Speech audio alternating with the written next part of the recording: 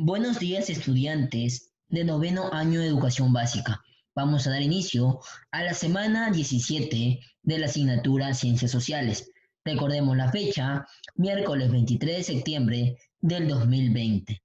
Bien, vamos a dar inicio con nuestro tema.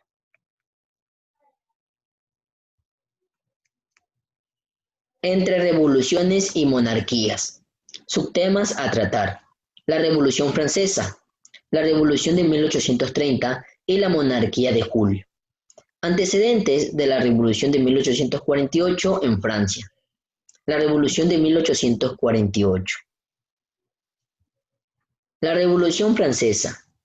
Desde mediados del siglo XVIII, una serie de crisis económicas afectaron a Francia. El régimen absolutista de los Borbones no fue capaz de enfrentar los crecientes problemas que su reino enfrentaba. Más bien, el derroche en las cortes reales, los beneficios a los nobles y el dinero para guerras habían asumido a Francia en la crisis.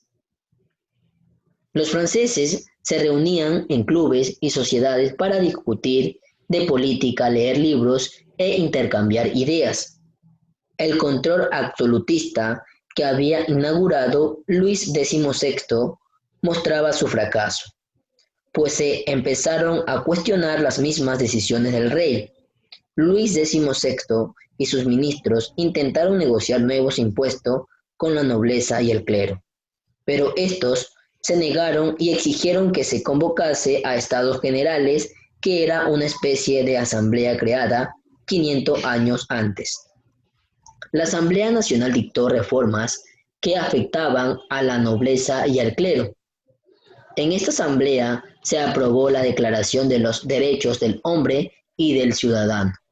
En 1791, la Constitución estuvo terminada y la división entre los revolucionarios que habían participado en la asamblea y en los levantamientos populares no se hizo esperar entre tendencias radicales y otras más moderadas. A la par de esto, Luis XVI organizaba una conspiración desde el exterior para restablecer sus poderes absolutos sobre Francia. Esto condujo a Francia a una gran guerra con Austria y Prusia, que enervó los ánimos de la población. La relación entre los revolucionarios y la corona se deterioró. En 1792 fue apresada la familia real y se solicitó que se aboliera la monarquía. Así fue proclamada la Primera República Francesa. En 1793 los reyes fueron guillotinados. Entre 1793 y 1794, el grupo revolucionario más radical tomó el control de gobierno. En este contexto, el temor a una conspiración creció y legitimó las acciones arbitrarias del nuevo gobierno. En 1795 se proclamó una nueva constitución y una nueva forma de gobierno. Los pactos eran delicados y un hombre logró gran apoyo hacia 1799. Napoleón Bonaparte logró ser nombrado consulti vitalicio de Francia en 1802 y poco tiempo después se hizo coronar emperador. Las últimas décadas en Francia habían cambiado la forma de gobierno, los lenguajes, las prácticas, la organización social y las expectativas de los franceses. Además, inauguraban la creciente participación de nuevos sectores como la burguesía y el pueblo. La Revolución de 1830 y la Monarquía de Julio. Después de algunos años, el imperio de Napoleón fue derrotado y este fue exiliado. Entonces, en 1815, fueron restablecidos en el poder los Borbones. Luis XVIII y Carlos X intentaron retomar el absolutismo.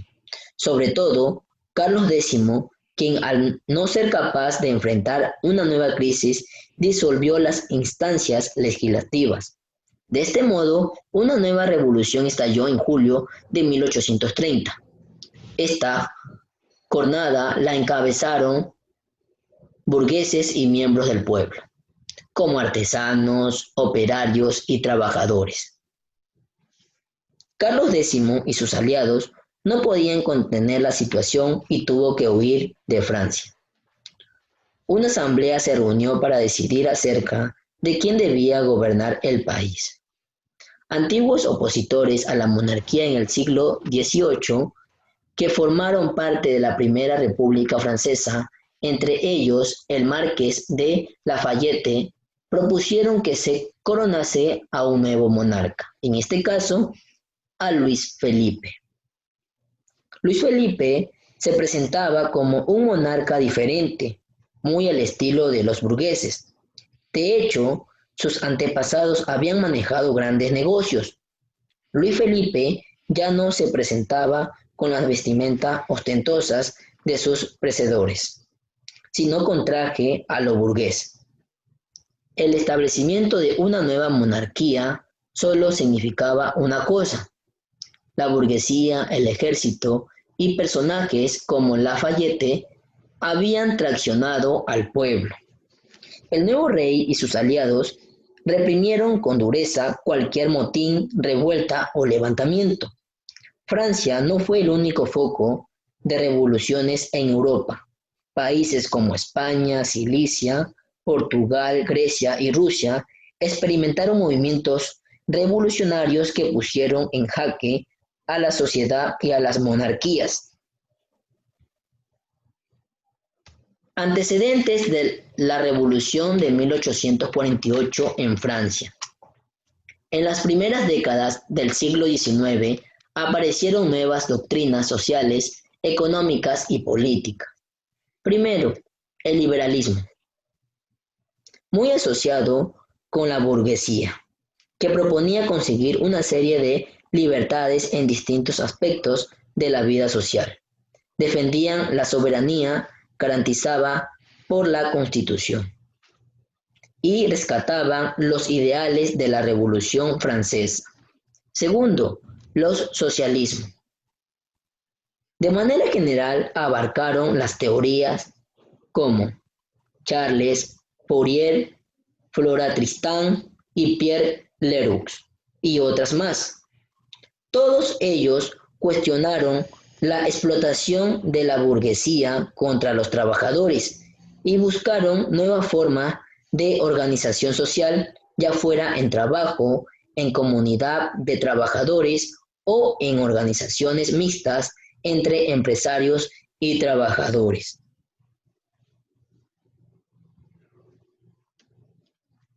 Los primeros socialistas fueron llamados por Karl Marx, pues había ciertos puntos incansables en sus propuestas. A la par, en Inglaterra se había fundado una sociedad llamada la Liga de los Justos, la cual convocó a un congreso que fundó la Liga de los Comunistas. Las reuniones de la Liga se suspendieron una vez que en Europa estallaron las revoluciones de 1848.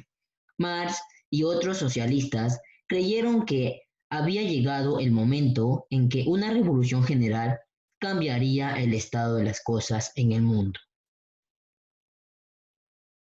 La Revolución de 1848. En febrero de 1848, la revolución terminó por derrocar a Luis Felipe I. No obstante, esta fue diferente a las anteriores. El 24 de febrero de este año se proclamó la Segunda República Francesa. El pueblo desconfiaba de los burgueses, muchos de los cuales se habían beneficiado de la monarquía. Entre febrero y junio de 1848, los obreros lograron ejercer presión sobre el nuevo gobierno provincial.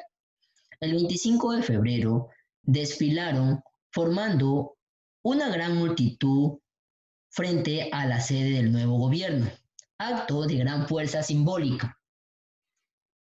En esta ocasión, el gobierno dependía del apoyo de las clases trabajadoras y era preciso negociar con ella.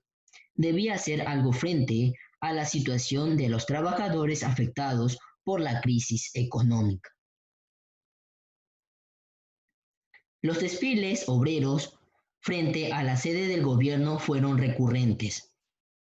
Ante la presión de este grupo, el gobierno provincial decidió crear una comisión para los trabajadores, encabezada por Black y por el obrero Albers. Además, debía incluir a todos los oficios de París. Durante las primeras décadas, con el tiempo, la labor iba favoreciendo a los obreros, pero poco después el gobierno provincial se volvía más desconfiado con los obreros, de modo que a fines de mayo el gobierno reprimió las manifestaciones obreras, disolvió la comisión y enjuició a Black. Con esto, los obreros fueron relegados. En las elecciones para presidente de 1848, Luis Napoleón Bonaparte fue electo. 2 años después, tras una alianza con los diputados monárquicos, eliminó las reformas hechas desde 1848. Un año más tarde, ante la imposibilidad de la reelección, Luis Napoleón dio un golpe de Estado. Consiguió que se dictaran leyes para mantenerse en el poder y a finales de 1852 logró coronarse como emperador de los franceses con el nombre de Napoleón III. Bien, en este momento, pues estudiantes, les voy a proyectar en qué consiste la tarea correspondiente a la semana. Bien, el primer punto pues nos indica copiar la diapositiva correspondiente a la semana 17.